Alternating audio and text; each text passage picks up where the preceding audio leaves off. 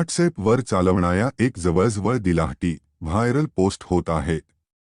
ही post महाराष्ट्रातील औरंगाबाद जिल्ह्यातून viral होत होती। या पोस्टमध्ये एक पुरुष एक मुलगीचे खटलेले डोके संबंधित पोस्ट करीत असत होता। ह्या भयानक व दिलाहटी व्हायरल पोस्टविषयी महाराष्ट्र पोलिसाला कळत असते। पोलीस ह्या पोस्टच्या अपराधीचा शोध घेण्याच्या प्रक्रियेत होती की ह्या प्रक्रियेत अपराधी स्वतः पोलिसांना सोपवून ठेवत होता। पण त्या व्यक्तीच्या चेहऱ्यावर काहीही चिंता किंवा भयाचे लक्षण पाहिले नाही। कोण होता हे व्यक्ती आणि का केले होते, कोणाचा रक्त केला होता आणि का तो स्वतः पोलिसांना सोपला होता, हे सर्व आपण आजच्या व्हिडिओत ओळखणार। पण ह्यामुळे आपल्याला पुढील आवृत्तीत रुची असेल तर आमच्या चॅनेलला सबस्क्राइब करा आणि घंटा आयकॉन दाबा, जसे की तुम्हाला क्राईम जगाच्या ताज्या बातम्या मिळतील। मित्रांनो, आपल्याला आज बोलण्याच्या घटनेबद्दल केले जाईल ती एका चित्रपटातील कथा वाटत असते। चित्रपट ह्याच्या सामाजिक अदालताचा आईना असतो। पण का होतं का जेव्हा ह्या चित्रपटांमध्ये एक हत्या होतं, आजचा मामला खूपच त्याच्यापेक्षा आहे, ज्यात प्रेम करणारे आणि बदल्याच्या भावनेने भरलेले लोक असतात, जे हत्या करण्याच्या तयार होतात। ह्या मामल्याची सुरुवात होती महाराष्ट्रातील औरंगाबाद जिल्ह्यातील गोरेगावमधून। गोरेगावमध्ये त्यांच्या लहान घरात कृती आपल्या आईवडिलांसह राहत होती। वडील संजय एक शेतकरी होते आणि त्याचा दादा संकेतही वडिलांच्या शेतीमध्ये मदत करत होता। संकेत हायस्कूलमध्ये शिकत होता आणि 17 वर्षांचा होता। त्याची तुलना कृतीशी 2 वर्षांमध्ये होती आणि ती कॉलेजमध्ये शिकत होती। त्यांचे कुटुंब सर्व प्रकारे संपन्न होते आणि त्यांच्यातील आत्मविश्वासातील प्रेम असतो दुसऱ्या किंवा दुसऱ्या ओळीचे। गोरेगावपासून 4 किलोमीटरांदूर एक कुटुंब राहत होता, ज्याचा कृतीच्या कुटुंबाशी समान शेतीच्या पेढी होता, पण त्यांच्या संपन्नतेच्या अधिक नसल्याने त्यांच्या कुटुंबात एका 23 वर्षीय युवक असल्याचा रविवार आला, ज्याच्यात या कॉलेजमध्ये जाणारी कृती समाविष्ट होती। कृती आणि कैलाशच्या मुलाखतीच्या दिवशीच त्या मुलाखतीचं प्रेमात बदललं। कृती आणि कैलाशच्या प्रेमाची चर्चा कॉलेजात होण्याच्या प्रारंभावर, पण केव्हा एक दिवस जून 2021 कृतीचं अचानकच लापवडं आलं। संजय आणि कृतींच्या पूर्ण परिवारास कृतीच्या हलक्या गायबीच्या बाबतीत काहीतरी काळजी होती। संजय आपल्या मुलीची गायबीचा अहवाल रिपोर्ट करण्यासाठी पोलीस ठिकाणी जात होते। संजय आणि त्याच्या कुटुंबातील लोकांना कृतीला कुणी अगवा केलं आहे हे खात्र गेलं नसतं आणि ती किती वेळा कुठे आहे हे प्रमाणांकित होत नसतं। संजय आणि त्याच्या कुटुंबातील लोकांची धडपड नोंदवत होती की कृतीला कोणाच्या रक्ताची कायदा झाली आहे की कोणाने त्याला अगवा केलं आहे। त्यांच्या मुलाखतीत कृतीला मिळालं आहे की कृती मिळाली आहे आणि आत्तापर्यंत ती पोलीस स्टेशनात आहे। संजय आणि त्याच्या कुटुंबातील लोक स्टेशनला जात होतात, पण जेव्हा ते त्यांच्याकडे पोहोचतात तेव्हा काही इतर गोष्टी बाहेर पडतात। कृती वास्तविकतेत गायब किंवा किडनप झालेली नव्हती, परंतु ती खुद घरातून फराळण्यात भागली होती। त्याने कैलाश प्रजापतीशी घरात भागली होती आणि ती त्याला लग्न केलं होतं। ह्या कृतीच्या गायबीच्या बाबतीत असलेल्या पित्याचं सिर आपल्यातून उजळलं होतं। ह्या बाबतीतच्या बाद संजयच्या गायब होण्याची खबर आली। कृतीनंतर पोलिसांनी संजयची शोध प्रारंभ केली, परंतु संजयचं काहीही मिळालं नाही। काही दिवसांनी तर संजयची खबर आली की ते घरी फिरले आहे। असं माहीत झालं की त्याने कृतीच्या घरातून भागवून लग्न केलं होतं।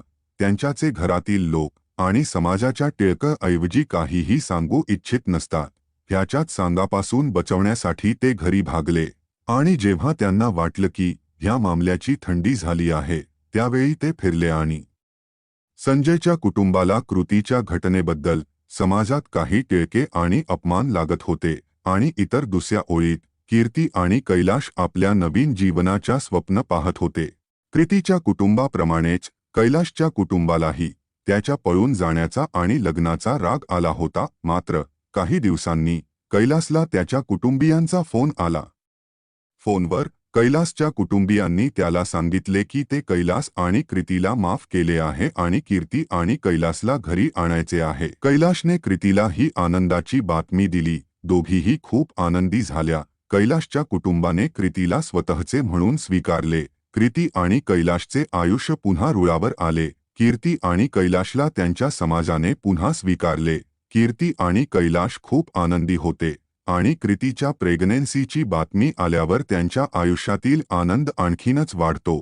कृती आई होणार होती. कीर्ती आणि कैलाश त्यांना खूप आनंद झाला. पण कृती अजूनही तिच्या कुटुंबाला कुठेतरी मिस करत होती. तिच्या आईवडिलांनी तिला अजूनही माफ केले नव्हते. पण नंतर एके दिवशी तिची आई कृतीला भेटायला येते. कृती तिच्या आईसोबत खूप खुश आहे. ती आल्याने खूप आनंद झाला होता. पण कैलासच्या घरच्यांना कृतीच्या आईच्या येण्याने काळजी वाटत होती. कीर्तीची आई अचानक त्याला भेटायला का आली? जेव्हा त्याने कडक शब्दात विचार केला. या नात्याच्या विरोधात कृतीची आई निघताना रडताना दिसली. जणू ती आपल्या मुलीला निरोप देत होती. होय, आईला जाताना पाहून कृतीलाही खूप रडू येत होते, जे कैलाश आणि त्याचे कुटुंबीयही पाहत होते. 10 दिवसांनंतर 6 डिसेंबर 2021 रोजी सकाळी कृतीची आई आणि तिचा भाऊ संकेत कीर्तीच्या घरी आले. त्यावेळी कीर्ती तिच्या शेतात काम करत होती. मित्रांनो, माझे चॅनल अजून नवीन आहे. जर तुम्ही चॅनल सबस्क्राईब केला नसेल तर तरीही मग लवकर कर. आई आणि भावाला पाहून कृतीला आनंद झाला. कुठेही जाण्याची सोय नसल्यामुळे ती आई आणि भावाला भेटायला धावली. कैलासचे कुटुंबही त्यावेळी शेतात काम करत होते, पण कैलासची तब्येत बिघडली होती. घरातल्या एका खोलीत आराम करत होतो. कृतीने तिची आई आणि भाऊ संकेतला घरात घेतले. कैलाशने कृतीच्या आई आणि भावालाही भेटले. कृतीने तिच्या भावाला आणि आईला दुसऱ्या खोलीत बसवले आणि स्वतः चहा करायला गेली. कृतीची आई आणि भाऊ जेव्हा कृतीच्या किचनमध्ये गेले तेव्हा त्यांच्याशी बोलले. तिला अचानक भांडी आणि पेट्या पडल्याचा मोठा आवाज आला.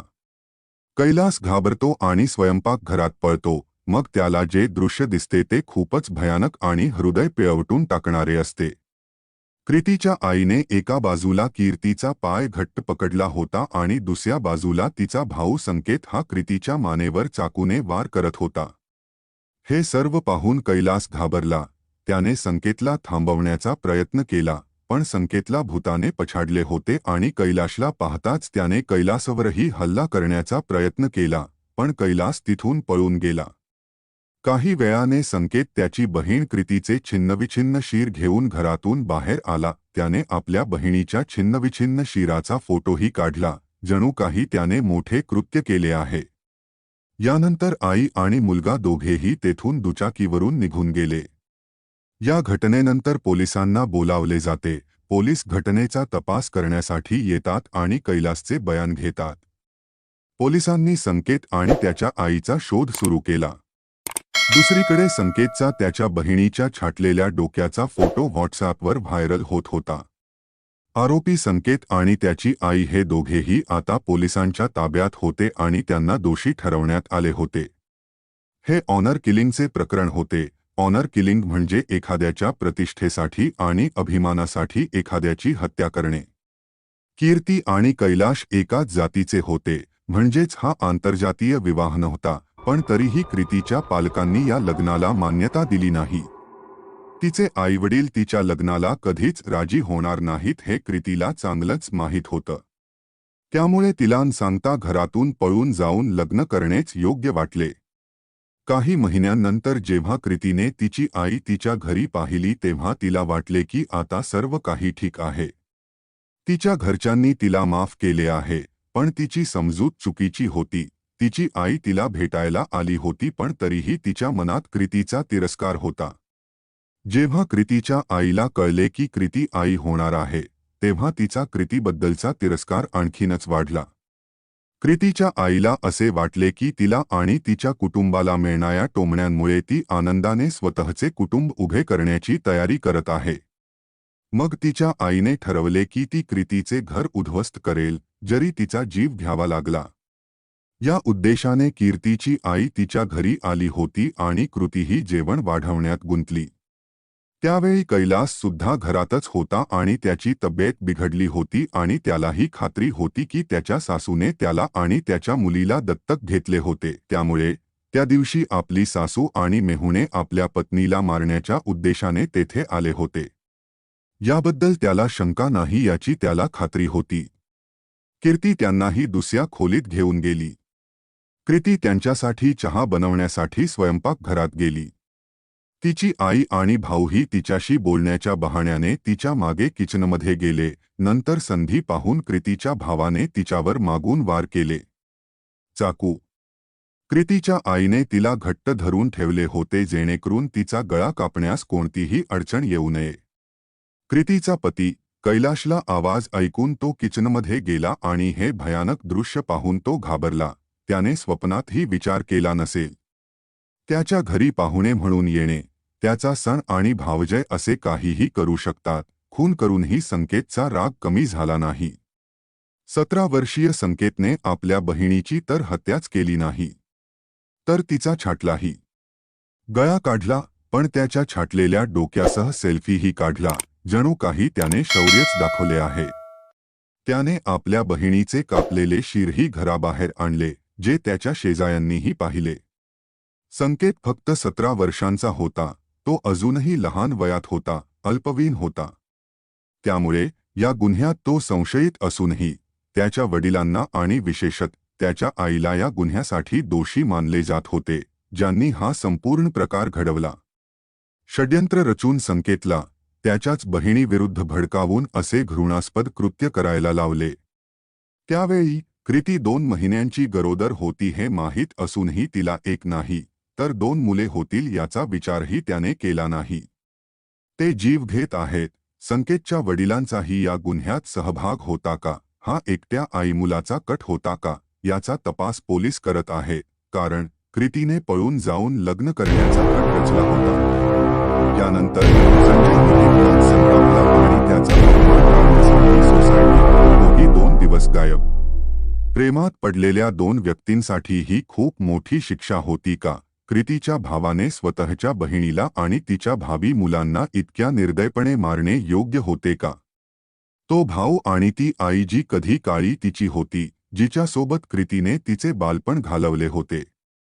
मित्रांनो, जर तुम्हाला व्हिडिओ आवडला असेल तर लाईक आणि शेअर करायला विसरू नका आणि गुन्हेगारी जगताशी निगडीत गोष्टी आणि बातम्यांची माहिती मिळवण्यासाठी आमच्या चॅनलला सबस्क्राईब करा. धन्यवाद.